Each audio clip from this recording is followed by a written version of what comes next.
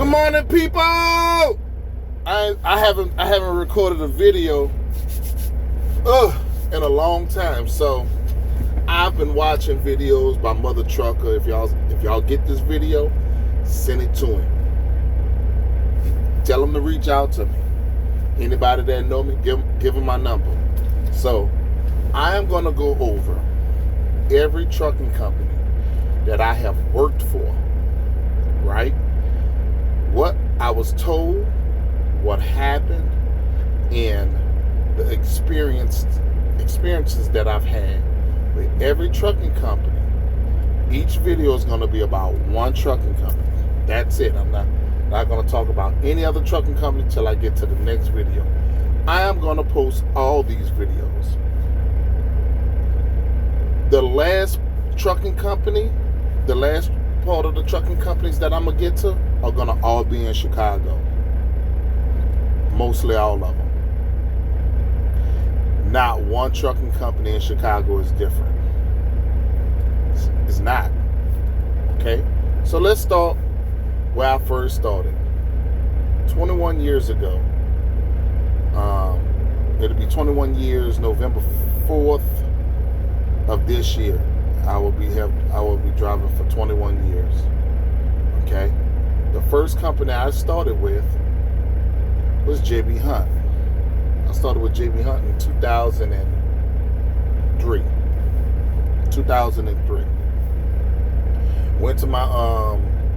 I went to New Orleans Safe Driving School out of New Orleans, Louisiana.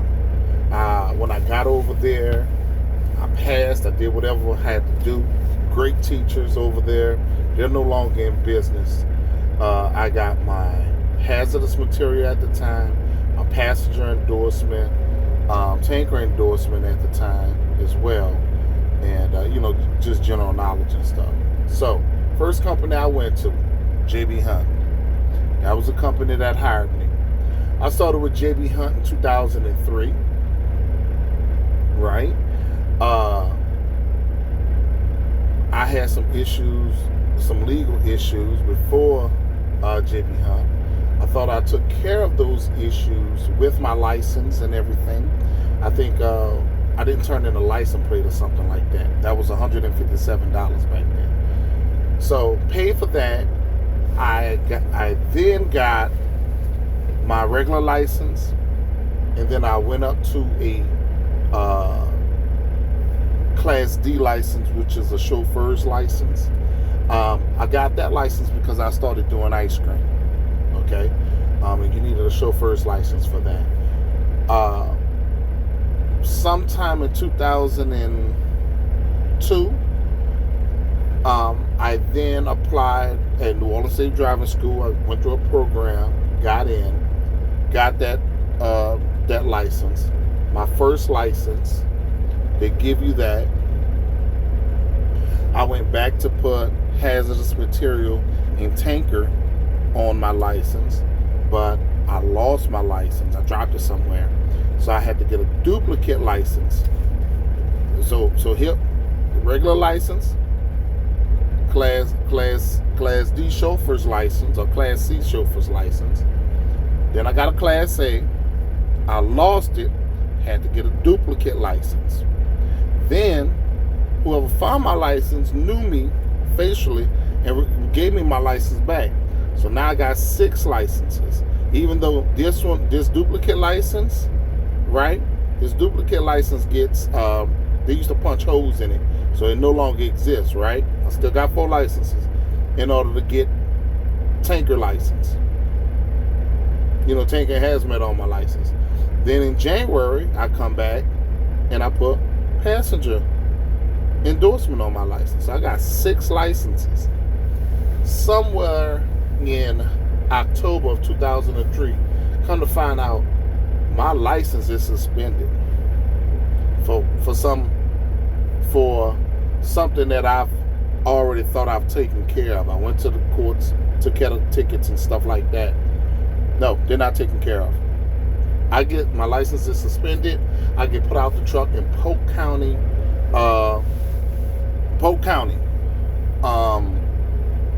North Carolina. Yeah, North Carolina, Polk County. right? j.b.hunt. Long story short, I straighten all of that out once again. I go back to j.b.hunt. At the time with j.b.hunt, I'm only making about $400 or $500 a week. I started off at 28 cents per mile, and then you go up like every 3 or 4 months they let you go up. That was I went back in 2004. Somewhere in 2004, I jump over to the lease purchase. The trucks go 70, 72 on a pedal, 70 on cruise control. Everything they tell you in orientation is a lie.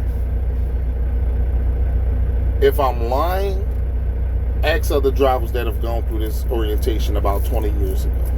So anything from 0 to 100 miles, they used to pay you on an hour basis. They pay you $25 an hour for anything 100 miles or less plus the miles, right? At your whatever. And how they word it is that you are paid $25 per hour for every hour you are dispatched on that load, because you can't get dispatched on another load until you get rid of that load. You send in your empty call. So primary example of that, you have to go to Lowell, Arkansas for the lease purchase portion of their program, right? They tell you in your contract you can't sue them anywhere else except for in Lowell, Arkansas. All the attorneys in that area is on payroll by j.b.hunt. Okay? Just want y'all to know how this happens. My first week at j.b.hunt, they are dragging in an automatic truck 20 years ago. The reason why they had automatic trucks were because they have been trying to attract women to the industry for 20 years. They don't want to do this. Now we're switching over to automatic everything. And the automatics are allowing people from other countries to come here and work and drive team. And they don't care about the amount of money they make. But American living has gone up. And as the older truck drivers will tell you, they've always said the freight has always paid almost roughly about the same. It's the cost of everything else that has gone up, in the rates are still the same. But what the brokers are taking out has gone up. You can't find out exactly how much this load pays. Those loads pay. Anyway, with j.b.hunt, let's finish up with j.b.hunt. So while at j.b.hunt, I go over to the lease purchase. They let you run for 30 days before they give you a truck note, right? For 30 days, they let you run. After that 30 days, my first week that I have a paycheck, I get 1,700 miles. I need 2,300 miles just to break even. Not to go home with a paycheck or anything. Now, to go home with $700, $800, I have to do 2,800 miles a week. 2,300 miles is just for them. My first week, I'm in a hole. My next week, I don't even make over 2,300 miles. But every load j.b.hunt gives you when you become an owner-operator or a lease purchase driver or anything is 40,000 pounds or more. They do not put the 40,000 pound loads on their vehicles. They don't. They do not. To the point that the program was designed for you to pay off a truck, right? And right towards the end, fire you. Take the truck back for whatever reason, and then make you pay almost triple to get your truck.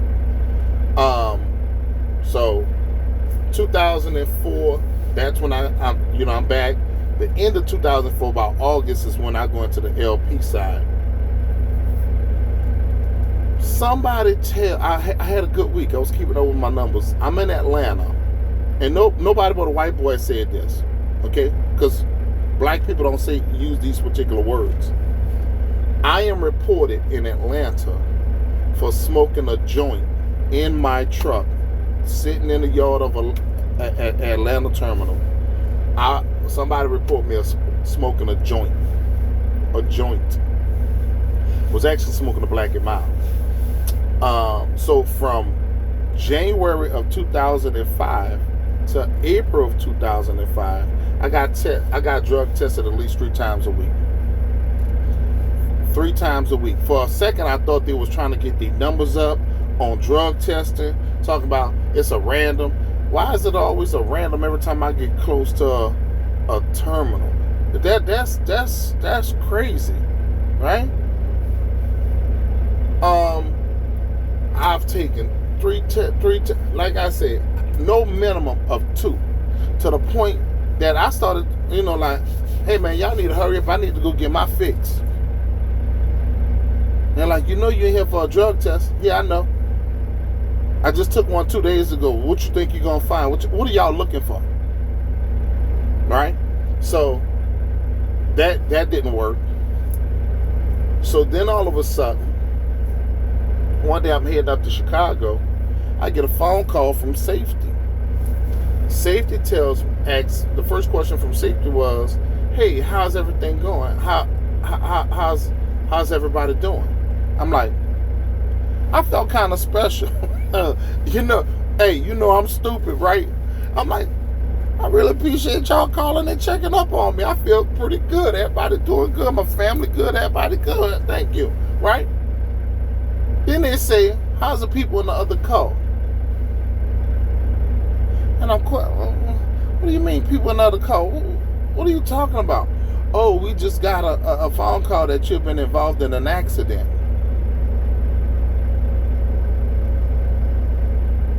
I said, ma'am, sir, whoever I would talk to, I am sitting in a fuel aisle of the Flying J truck stop in West West Memphis, Arkansas, right? He said, well, we just got a phone call that you've been involved in an accident. I said, are you kidding me? And it was like, no. I said, okay. I said, well, I don't know what you're talking about. I really can't help you. I really can't. I'm sitting in the fuel aisle getting fuel. I don't know what you're talking about. So I drive up. I get to Chicago. With all the things that I have on the vehicle. You can't put these things on a plane. You can't put these things without spending loads and loads of money trying to get them home. The escrow at that point was $1,000. Okay? The escrow was $1,000. I get there. They want to talk about an accident. So I call state troopers. I call Tennessee. I call all of Memphis, whatever, to see if I was involved in an accident. Okay? Like a report, my name on it, my truck number, anything. I have written documentation from state troopers and whatever the reports between that time that they say I'm supposed to have had. I have that in my hand and I give that to them. I am still terminated in Chicago, Illinois terminal. Okay? One of the guys see that I was a traveler, my brother, takes me inside and shows me all of the reports that people have made calling that number on the back of your truck or trailer. Okay? I was reported in New Jersey for passing up a lady in the left lane. She got mad that I passed up in the left lane. Now in New Jersey, we have our own truck lane. We could do whatever we want to do over there in the truck lane because we got 3 lanes. They got 4 lanes in the middle. She's driving slow in the right lane. I go around them. That's a problem. Then we find out about the person who reported me in Atlanta about I'm smoking weed. I told you. I was wondering what was happening.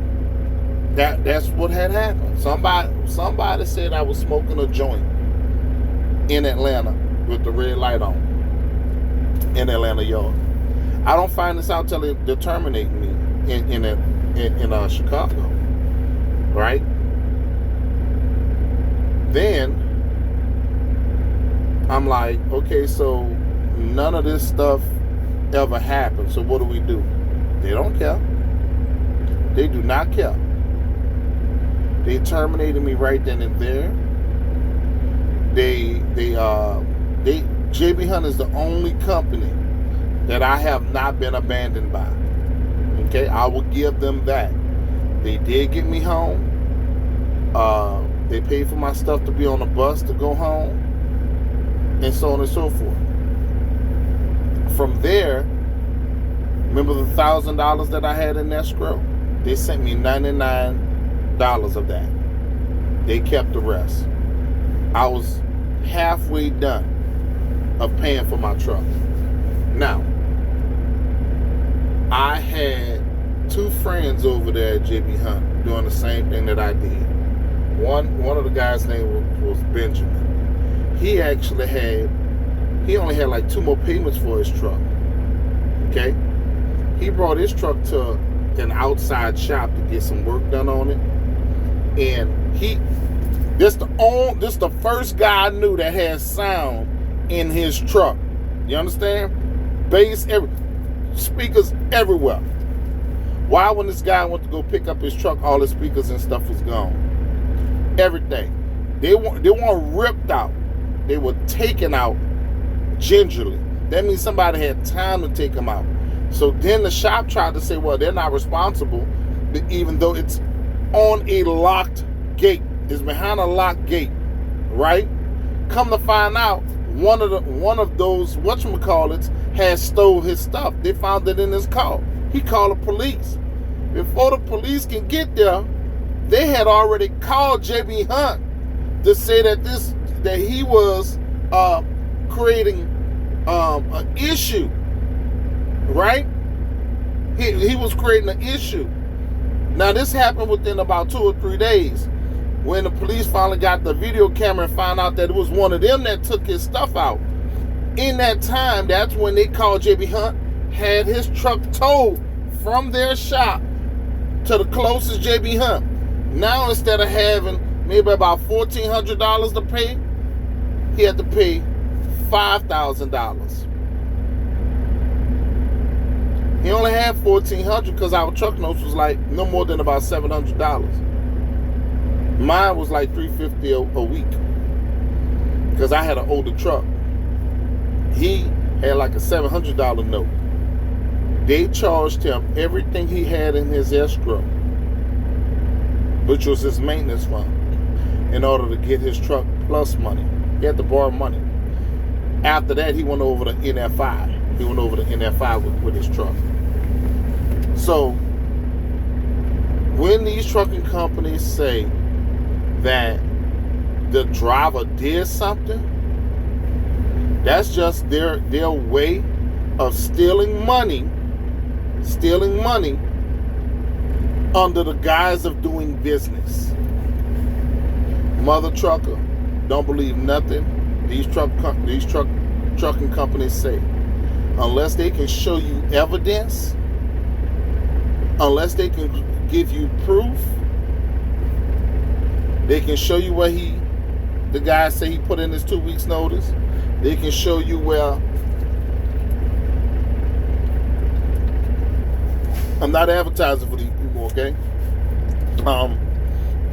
Unless they can show you where the damage was, they're lying. I'm about to make another video, so I'm gonna be in the same shirt, okay? So don't worry about me. I'm waiting on to get loaded here in Buffalo, New York. So, yeah. Everything I've said is the truth.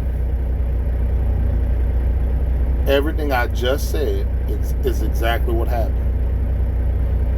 That's what happened at j.b.hunt.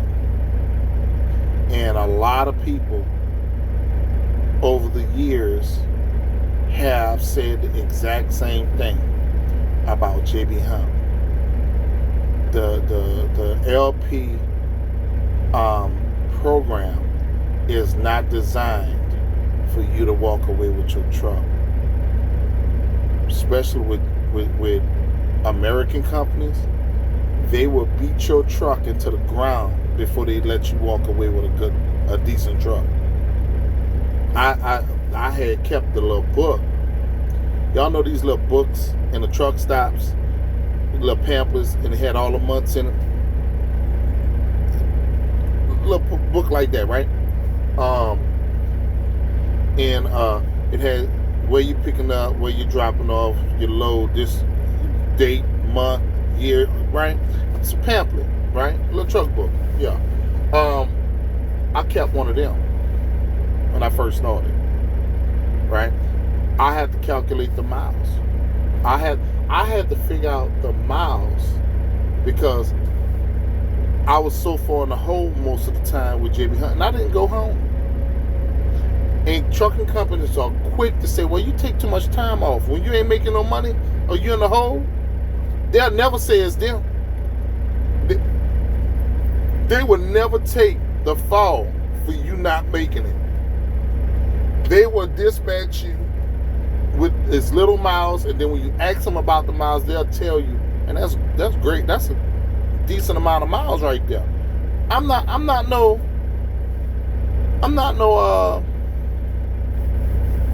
company driver. I'll give you another instance that I had with j.b.hunt. You know, our trucks were governed at 72.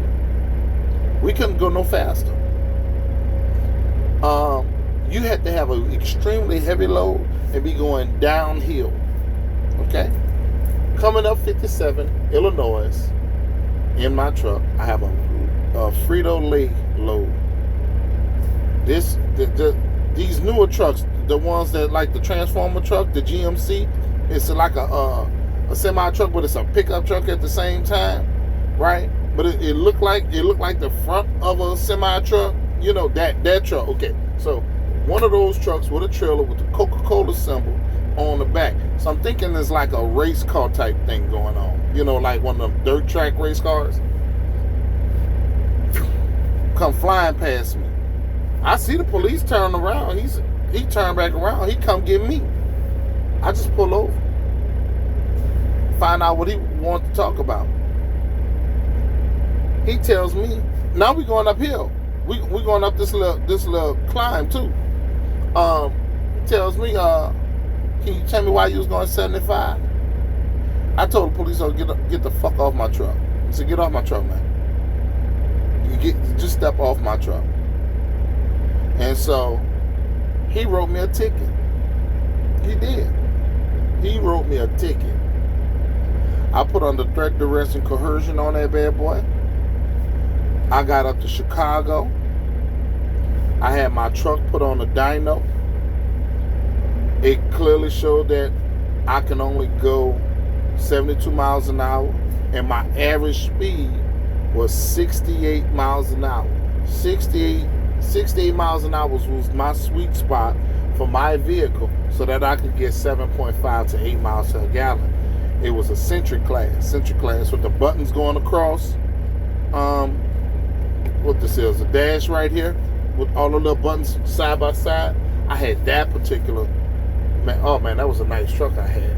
No problems. I had an injector that went bad. That was about it. But I had that truck.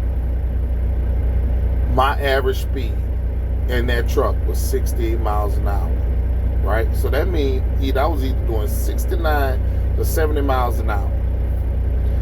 Right? So I took all of that, mailed that into the courts. Poof, gone. Ticket gone. I can't do 75. I'm j.b.hunt. You know I can't do 75. Why are you stopping me? My dispatcher wanted to talk about that ticket. Yet and still, all he dispatched me on that week was 1,900 miles. He want to talk about that. Man, we got to talk about this ticket. No, let's talk about these 1,900 fucking miles that you gave me. I need a new dispatcher. Why? You can't dispatch.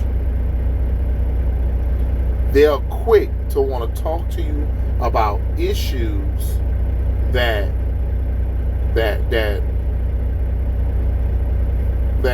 owe me a ticket or something like that. They're quick to want to talk to you about that. But if you're not making no money, they'll blame that on you. They're worse than women. They'll blame that on you. Oh, you go home too much. I don't even have a house. What are you talking about? I don't go home. What are you talking about? Yeah. So that's my my rant on j.b.hunt. The next video is going to be about national carriers. Okay? The next video is going to be about national carriers. Let's talk about them next.